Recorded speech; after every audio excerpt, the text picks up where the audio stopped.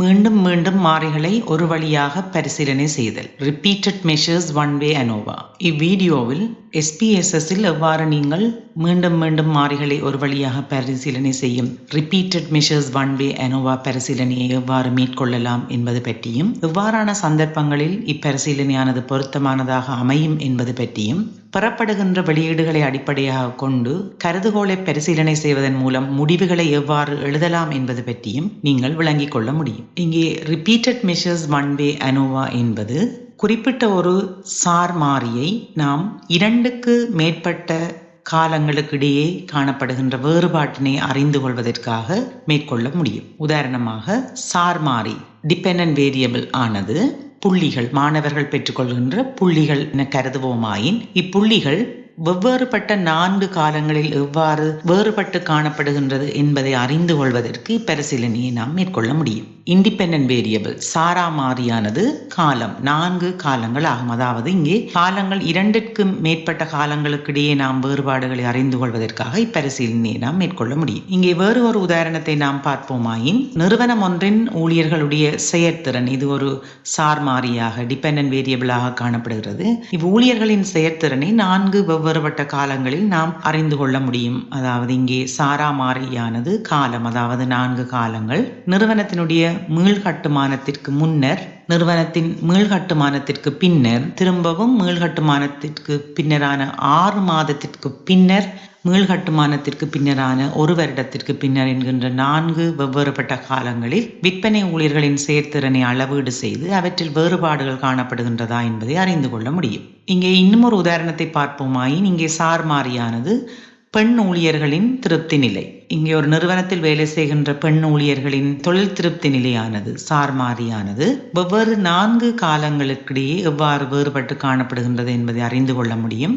இங்கே பெண் ஊழியர்களுக்கான நெகிழ்வு திட்டத்தை அறிமுகம் செய்வதற்கு முன்னர், தொழில் ஆற்றுவதற்கான நெகிழ்வு திட்டம் ஒன்றை அறிமுகம் செய்வதற்கு முன்னர் அவர்களுடைய திருப்தி நிலை எவ்வாறு இருந்தது, நெகிழ்வு திட்டத்தின் அறிமுகத்திற்கு பின்னர் ஒரு ஃபிளெக்சிபிள் ஸ்கீம் ஒன்றை அறிமுகம் செய்வதற்கு பின்னர் அவர்களுடைய திருப்தி எவ்வாறு உள்ளது, அவ்வாறு அறிமுகம் செய்து 6 மாதத்திற்கு பின்னர் எவ்வாறு உள்ளது, பின்னர் 1 வருடத்திற்கு பின்னர் எவ்வாறு உள்ளது என்கின்ற இந்த வேறுபாட்டினை நாம் அறிந்து கொள்ள முடியும். இங்கே SPSSல் இப்பரிசீலனையை நாம் எவ்வாறு மேற்கொள்ளலாம் என்பது பற்றி ஒரு உதாரணத்தின் மூலம் பார்ப்போம். இங்கே சார் மாறியானது விற்பனை ஊழியர்களின் தொழில் அர்ப்பணிப்பாக காணப்படுகிறது. தொழில் அர்ப்பணிப்பானது சார் மாறியாகவும், சாரா மாறியானது 3 வெவ்வேறு காலகட்டங்களில் அளவீடு செய்யப்பட்டு ஒப்பீடு செய்யப்படுகிறது. இங்கே மீள்கட்டுமானத்திற்கு முன்னரும், மீள்கட்டுமானத்திற்கு பின்னரும், மீள்கட்டுமானத்திற்கு பின் 6 மாதங்களுக்கு பின்னரும் இவர்களுடைய தொழில் அர்ப்பணிப்பானது ஒப்பீடு செய்து பார்க்கப்படுகிறது. இதற்கான கருதுகோளானது பின்வருமாறு எழுதப்படலாம். பூச்சிய கருதுகோளானது 3 கால பகுதிகளிலும் வேலை அர்ப்பணிப்பானது, தொழில் அர்ப்பணிப்பு அல்லது வேலை அர்ப்பணிப்பு சமமாக உள்ளது. இங்கே மாற்று கருதுகோளானது 3 கால பகுதிகளிலும் தொழில் அர்ப்பணிப்பு சமமாக இல்லை என்பதாகும். இங்கே பரிசீலனையை நாம் எவ்வாறு SPSSல் மேற்கொள்ளலாம் என்று பார்ப்போம். இங்கே இதற்குரிய ஃபைலானது ஓபன் செய்யப்பட்டு காணப்படுகிறது. ஊழியர்களுடைய தொழில் அர்ப்பணிப்பு ஆனது 3 கால பகுதிகளில் அளவீடு செய்யப்பட்டிருக்கிறது. இங்கே கமிட்மெண்ட் 1, கமிட்மெண்ட் 2, கமிட்மெண்ட் 3, 3 விதமான தொழில் அர்ப்பணிப்பு ஆனது 3 கால பகுதிகளில் அளவீடு செய்யப்பட்டு காணப்படுகிறது. குறிப்பிட்ட நிறுவனத்தில் பணிபுரிகின்ற 30 ஊழியர்களிடமிருந்து வெவ்வேறு காலகட்டங்களில் அவர்களுடைய தொழில் அர்ப்பணிப்பு நிலையினை அளவீடு செய்து SPSSல் பதிவு செய்யப்பட்டிருக்கிறது. இங்கே பரிசீலனையை நாம் மேற்கொள்வதற்கு முதலில் அனலைஸ் என்பதை கிளிக் செய்ய வேண்டும். பின்னர் ஜெனரல் லீனியர் மாடல் என்பதை கிளிக் செய்து ரிப்பீட்டட் மெஷர்ஸ் என்பதை கிளிக் செய்ய வேண்டும். இதன் போது தோன்றுகின்ற இந்த டயலாக் பாக்ஸில் இங்கே நாம் எத்தனை தடவைகளில் நாம் இந்த பரிசீலனையை செய்ய போகிறோம், அதாவது எத்தனை காலங்களில் பரிசீலனையை மேற்கொள்ள போகிறோம் என்பதை இங்கே நாம் குறிப்பிடுதல் வேண்டும். இங்கே நாம் 3 காலங்களில் நாம் இந்த பரிசீலனையை மேற்கொள்ள போகிறோம். எனவே 3 என்பதை கிளிக் செய்து பின்னர் add என்பதை கிளிக் செய்யும் போது இங்கே 3 காலப்பகுதிக்கான காரணிகள் உருவாக்கப்பட்டுள்ளது. பின்னர் டிஃபைன் என்பதை கிளிக் செய்ய வேண்டும். இதன் போது ஒரு டயலாக் பாக்ஸ் தோன்றும். டயலாக் பாக்ஸில் நாம் இந்த 3 காலங்களிலும் 3 விதமான தொழிலர்ப்பணிப்பு நிலையை ஒப்பீடு செய்ய போகின்றோம். எனவே ஒவ்வொரு தொழிலர்ப்பணிப்பு நிலையையும் நாம் இந்த 3 காலப்பகுதிக்கும் தெரிவு செய்தல் வேண்டும். அதாவது கமிட்மெண்ட் 1, கமிட்மெண்ட் 2, கமிட்மெண்ட் 3 என்ற இந்த 3 நிலைகளையும் நாம் 3 காரணிகளாக தெரிவு செய்ய வேண்டும். பின்னர் பிளாட் என்பதை கிளிக் செய்ய வேண்டும். இதன் போது தோன்றுகின்ற இந்த டயலாக் பாக்ஸில் ஃபேக்டர் தொழில் அர்ப்பணிப்பு என்கின்ற இந்த காரணியை நாம் ஹாரிசான்டல் ஆக்சிஸ் என்பதற்குள் மாற்ற வேண்டும். பின்னர் add என்பதை கிளிக் செய்ய வேண்டும். கண்டினியூ என்பதை கிளிக் செய்து பின்னர் EM மீன்ஸ் என்பதை கிளிக் செய்ய வேண்டும். இதன் போது நாம் எமது ஃபேக்டர் இந்த 3 காலப்பகுதிக்குமான தொழில் அர்ப்பணிப்பு நிலையான ஃபேக்டரை நாம் தெரிவு செய்து அதனை டிஸ்பிளே மீன்ஸ் 4 என்னும் பாக்ஸுக்குள் மாற்றுதல் வேண்டும். மாற்றிய பின்னர் இங்கே நாம் கம்பேர் மெயின் எஃபெக்ட் என்பதை ஆக்டிவ் ஆக்க வேண்டும். பின்னர் இங்கே கான்ஃபிடன்ட் இன்டர்வல் அட்ஜஸ்ட்மெண்ட் என்கின்ற இந்த தெரிவில் நாம் பொன்ஃபரானி என்பதை கிளிக் செய்தல் வேண்டும். பின்னர் கண்டினியூ என்பதை கிளிக் செய்து பின்னர் ஆப்ஷன் என்பதை கிளிக் செய்து டிஸ்கிரிப்டிவ் ஸ்டாட்டிஸ்டிக்ஸ் என்பதை தெரிவு செய்து கண்டினியூ என்பதை கிளிக் செய்து ஓகே என்பதை கிளிக் செய்ய வேண்டும். இதன் போது நமக்கு தேவையான வெளியீடுகள் அனைத்தும் பெறப்பட்டுள்ளன. இங்கே நாம் பார்ப்போமாயின் 3 நிலைகளில் ஊழியர்களுடைய தொழில் அர்ப்பணிப்பானது அளவீடு செய்யப்பட்டு பரிசீலனை செய்யப்பட்டிருக்கிறது.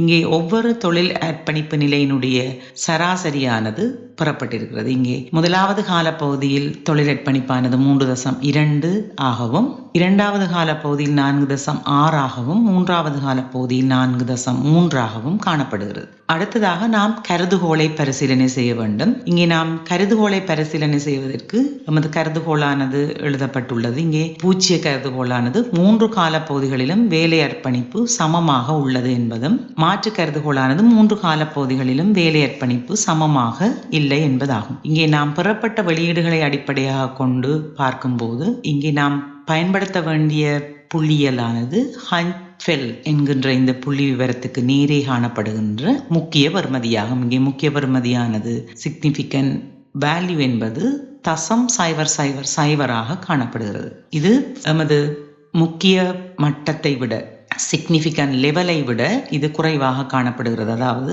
0.05 விட இது குறைவாக காணப்படுகிறது. எனவே நாம் பூச்சிய கருதுகோளை நிராகரித்து மாற்று கருதுகோளை ஏற்றுக்கொள்ள வேண்டும்.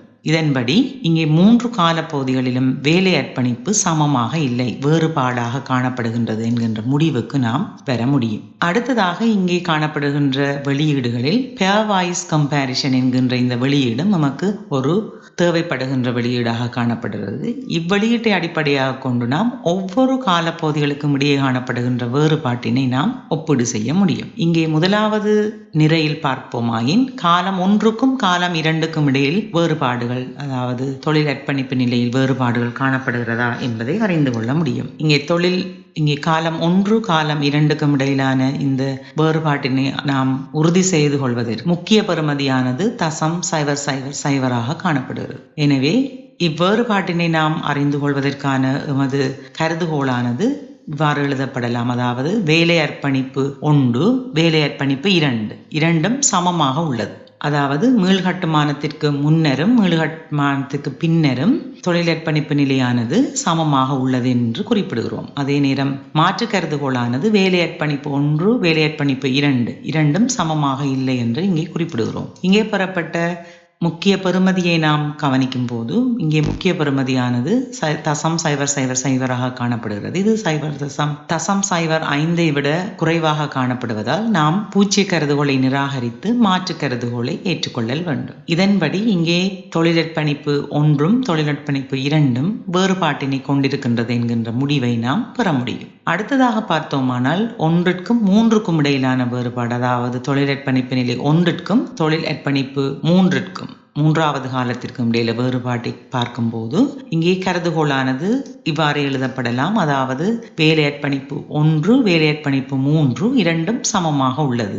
அதேவேளை மாற்று கருதுகோளானது வேலை அர்ப்பணிப்பு 1, வேலை அர்ப்பணிப்பு 3 இரண்டும் சமமாக இல்லை என்பதாகும். இங்கே எமது முக்கிய பெறுமதியானது 0.001 காணப்படுகிறது. இது சிக்னிஃபிகன்ட் லெவல் 0.05 விட குறைவாக காணப்படுவதால் இங்கே நாம் பூச்சிய கருதுகோளை நிராகரித்து மாற்று கருதுகோளை ஏற்றுக்கொள்ள வேண்டும். இங்கே மாற்று கருதுகோளை ஏற்றுக்கொள்கின்றோம் என்றால் அதன் அர்த்தம் வேலை அர்ப்பணிப்பு 1, வேலை அர்ப்பணிப்பு 3 இரண்டும் சமமாக இல்லை, வேறுபாடு காணப்படுகின்றது என்ற முடிவை நாம் உறுதி செய்து கொள்ள முடியும். அடுத்ததாக இங்கே 2க்கும் 1க்கும் இடையிலான வேறுபாட்டை பார்த்தோம். இனி 2க்கும் 3க்கும், இரண்டாவது நிலைக்கும் மூன்றாவது நிலைக்கும், அதாவது கமிட்மெண்ட் 2க்கும் கமிட்மெண்ட் 3க்கும் இடையிலான இடையிலான வேறுபாட்டினை நாம் பார்ப்போமாயின் இங்கே கருதுகோளானது இவ்வாறு எழுதப்படலாம்.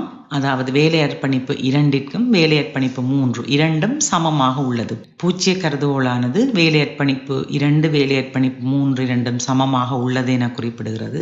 மாற்று கருதுகோளானது வேலை அர்ப்பணிப்பு 2 வேலை அர்ப்பணிப்பு 3 இரண்டும் சமமாக இல்லை என குறிப்பிடுகிறது. இங்கே நாம் பெறப்பட்ட முடிவுகளை வைத்து பார்ப்போமாயின் 2ற்கும் 3க்கும் இடையிலான வேறுபாட்டை வெளிப்படுத்துகின்ற இந்த பொருண்மை பெறுமதியானது 0.858 காணப்படுகிறது. இது பொருண்மை மட்டத்தை விட பொருண்மை மட்டமான 0.05 விட இது அதிகமாக உள்ளது. எனவே நாம் பூச்சிய கருதுகோளை ஏற்றுக்கொண்டு மாற்று கருதுகோளை நிராகரிக்கிறோம். மாற்று கருதுகோளை நிராகரிக்கிறோம் என்றால் இங்கே எமது தொழில் அர்ப்பணிப்பு நிலை 2ற்கும் 3க்கும் இடையே குறிப்பிடத்தக்க அளவு வேறுபாடு இல்லை என்கின்ற முடிவை நாம் பெற்றுக்கொள்ள முடியும். எனவே இங்கே முதலாவது காலத்திற்கும் 2வது காலத்திற்கும் வேறுபாடு உண்டு. முதலாவது காலத்திற்கும் 3வது காலத்திற்கும் வேறுபாடு உண்டு.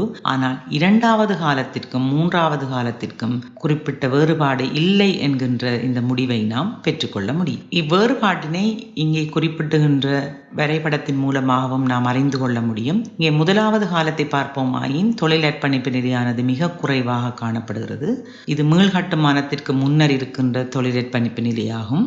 மீள்கட்டுமானம் நடைபெற்ற பின்னர் தொழில் அர்ப்பணிப்பு நிலையானது மிக உயர்வாக காணப்படுகிறது. மாற்றமடைந்து காணப்படுகிறது, உயர்வாக காணப்படுகிறது. பின்னர் அடுத்த காலத்தில், அதாவது மீள்கட்டுமானம் நடைபெற்று 6 மாதங்களின் பின்னர் இந்த தொழில் அர்ப்பணிப்பு நிலைவானது குறைவடைந்து காணப்படுகிறது. எனவே இந்த வரைபடத்தின் மூலம் இந்த வேறுபாட்டை நாம் இலகுவாக விளங்கிக் கொள்ள முடியும். எனவே இதன் மூலம் நாம் அறிந்து கொள்ளும் முக்கியமான விடயம் யாதெனில், மீள்கட்டுமானமானது தொழில் அர்ப்பணிப்பு நிலையை அதிகரித்திருக்கிறது. அது குறிப்பிட்ட ஒரு காலத்திற்கு பின்னர், குறிப்பிட்ட 6 மாதத்திற்கு பின்னர் அத்தொழில் அர்ப்பணிப்பு நிலையில் வீழ்ச்சி காணப்படுகிறது. எனவே இந்நிறுவனம் இவ்வீழ்ச்சி நிலைக்கான காரணத்தை கண்டறிந்து மீள்கட்டுமானத்திற்கான தொடர்ச்சியான செயற்பாடுகளை முன்னெடுக்க வேண்டும் என்பதை நாம் பரிந்துரை செய்ய முடியும். இவ்வீடியோவின் மூலமாக repeated measures one way ANOVA, மீண்டும் மீண்டும் மாறிகளை ஒரு வழியாக பரிசீலனை செய்யும் படிமுறைகளை நீங்கள் விளங்கிக் கொண்டீர்கள். SPSS எவ்வாறு நீங்கள் இதனை பரிசீலனை செய்து முடிவுகளை பெற்றுக்கொண்டு